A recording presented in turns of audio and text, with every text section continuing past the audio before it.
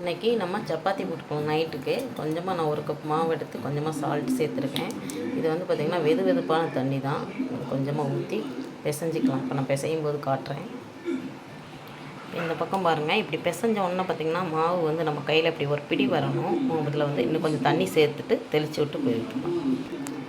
இப்போ சப்பாத்தி மாவு பாருங்கள், நான் இந்த மாதிரி பிசைஞ்சிட்டேன். நல்லாவே இந்த மாதிரி சாஃப்டாக பிசைஞ்ச சுடுதண்ணி ஊற்றி பிசையும் போது கொஞ்சம் நல்லாயிருக்கும். அதனால் நான் சொல்கிறேன். இப்போ கொஞ்சமாக எண்ணெய் ஊற்றிக்கலாம். இதுக்கப்புறம் பிசைஞ்சிட்டு காட்டுறேன். இப்போ சூப்பரான சப்பாத்தி மாவு பிசைஞ்சிட்டேன். இப்போ பாருங்கள், நல்லாவே பிசைஞ்சிட்டேன். இவ்வளோ சாஃப்டாக இருக்குது. இது ஒரு 20 நிமிஷம் ஊறினா போதும். நம்ம சப்பாத்தி தேய்ச்சி போட்டுக்கலாம்.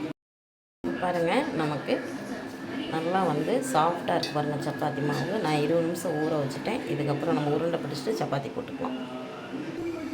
இப்போ சப்பாத்தி மாவு பாருங்கள், நான் இந்த மாதிரி நல்லா மாவு போட்டு வச்சுட்டு ரொம்ப சாஃப்டாக இருக்கும். சுடுதண்ணி லைட்டாக சூடு பண்ணி ஊற்றி பிசைஞ்சு பாருங்கள். லைட்டாக கொஞ்சமாக ஒரு சொட்டு எண்ணெய் ஊற்றி இப்போ கடைசியில் பிசைஞ்சு பாருங்கள், சூப்பராக இருக்கும். இப்போ நம்ம தேய்ச்சிட்டு சப்பாத்தி போட்டுக்கலாம். இப்போ நம்ம சப்பாத்தி போட்டாச்சு. இந்த பக்கம் போட்டுட்டேன். இப்போ மத்தியானம் வச்ச பருப்பு குழம்பு தான் சாப்பாட்டுக்கு சப்பாத்திக்கு. இப்போ சப்பாத்தி எடுத்துக்கலாம். சூப்பராக சாஃப்டான சப்பாத்தி நம்ம வீட்டில் ரெடி ஆயிடுச்சு.